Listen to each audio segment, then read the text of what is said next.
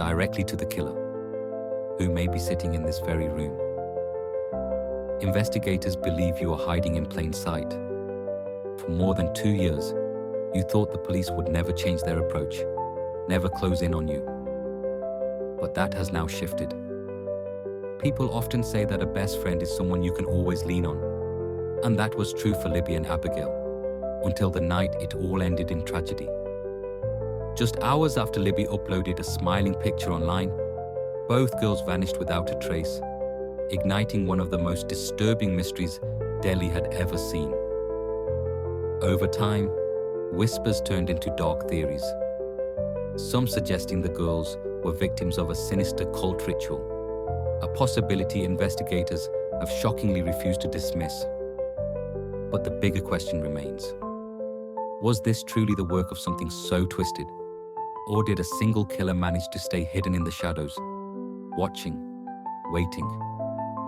Now, with new intelligence gathered over the years, authorities believe they have their answer. The sketch you are about to see may finally reveal the face of the person responsible for ending the lives of 2 innocent little girls. When word spread that 2 bodies had been found, the atmosphere in Delphi shifted instantly. Hope drained from the town in a matter of seconds. Parents who had been praying for a safe return now held their children tighter. Volunteers who had spent the night searching with flashlights felt their hearts sink. What had started as an ordinary day off school had ended in the unthinkable. The loss of 2 bright, innocent girls whose futures were stolen before they ever had the chance to begin. Investigators quickly secured the area, but the scene was deeply unsettling. Police did not release many details at first, only confirming that foul play was suspected. Behind closed doors, though, they already knew this was no accident. Someone had brought the girls to this spot, someone had been watching them, and someone had made sure they would never walk back across that bridge alive. The crime scene was disturbing, but one chilling fact stood out.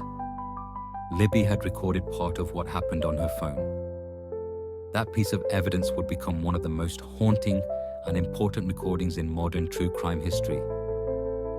The police were racing against time to uncover who had committed such a brutal act. Yet for months, the killer's name remained hidden in the shadows, despite hundreds of tips flooding in. In this small town of just 3,000 people, the horror was almost too much to process. 2 young girls murdered in broad daylight, right in their own backyard.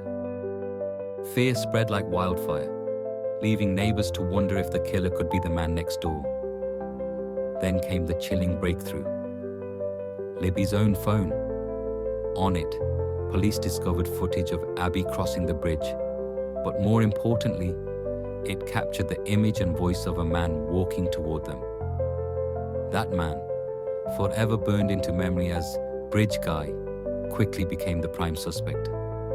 Authorities released blurry stills from the video, hoping someone might recognize him, and soon after, sketches emerged, one showing an older man, the other a younger face. Yet even with all of this, no arrest was made. To push the case forward, investigators released the most haunting piece of evidence yet, the grainy clip of a man's voice commanding, "Down the hill." It sent shivers across the nation. Detectives believed the killer either lived in Delphi or knew its trails too well, which left everyone unsettled, because it meant he was close. For 2 long years, the case stalled, until April 2019, when ISP Superintendent Doug Carter stood before the cameras, eyes burning with intensity, and delivered a chilling message directly to the killer. "I know you're hiding in plain sight. I think you still have a little bit of a conscience left. Bit of a conscience. And I can promise you this, how you left them in the woods is not what they're going through now." But what if the killer was never a faceless stranger at all? What if he was someone living right there, hidden in plain sight, pretending to be part of the same community he had just torn apart? At this point, the cops had countless leads. But one name kept resurfacing again and again: Ron Logan. An older man, living just a mile away from the Monon High Bridge, the very place where the girls were last seen alive, and frighteningly close to where their bodies were discovered. Suddenly, his quiet country home wasn't just a house on the outskirts of Delphi. It was ground zero for suspicion. For over 50 years, Logan had lived near the peaceful trail where locals walked their dogs, never imagining something so sinister could happen there. But when tragedy struck, that same trail was no longer serene. It had turned into a crime scene. And Logan didn't exactly make himself look innocent. He claimed he was away at an aquarium the day the girls vanished. But then, investigators learned he had asked a family member to lie for him. Why invent an alibi unless you had something terrifying to hide? By March 2017, the FBI stormed Logan's home, searching his house, garage, pickup truck, computers, and cell phones. The search warrant revealed disturbing new details that hadn't been made public. One of the victims was missing clothing. There were no signs of a struggle. Fibers and hairs at the scene didn't match anyone. And chillingly, the bodies appeared to have been staged. And then came the revelation about the infamous 43-second video found on Libby's phone. The world had only seen a fraction of it. But investigators confirmed it showed the attacker following the girls on the Monon High Bridge. Logan's proximity, his false alibi, and the bizarre staging of the scene suddenly made him the perfect suspect.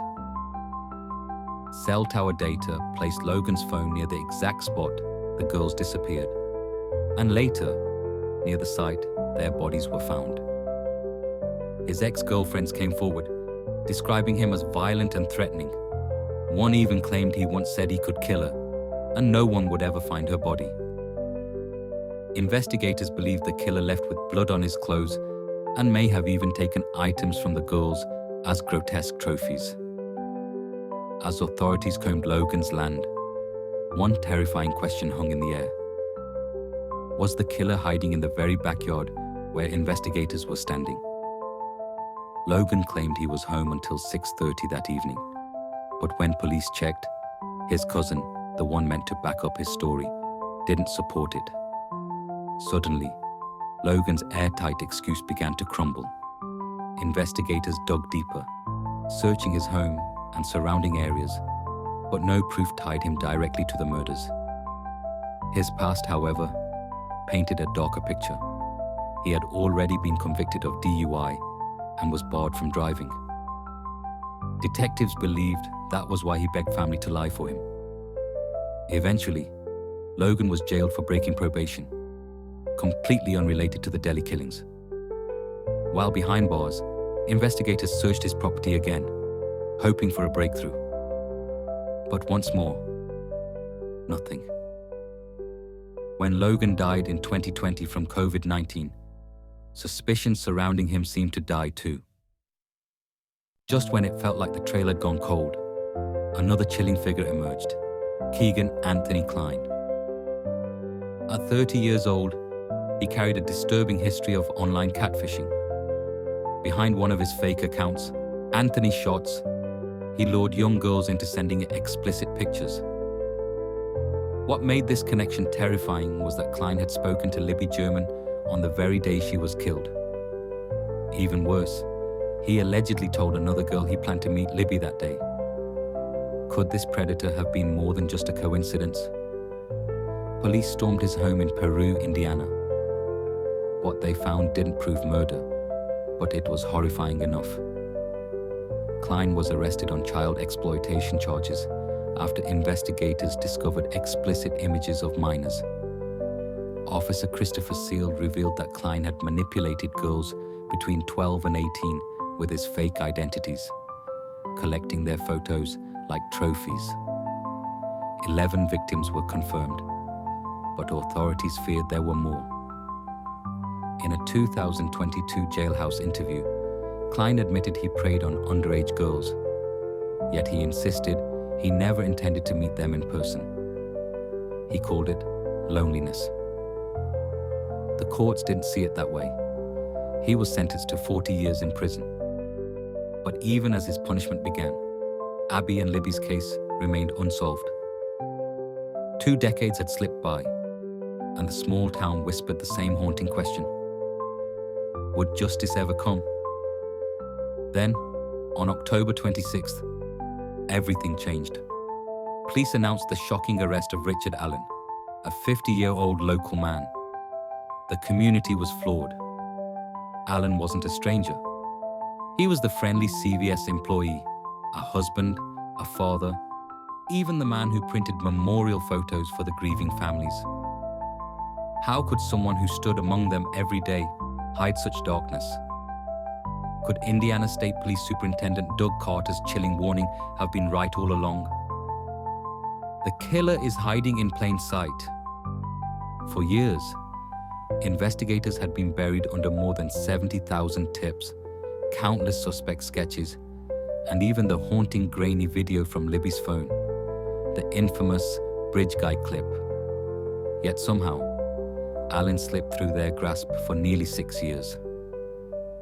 Now, as his name finally surfaced, one question burned through the town.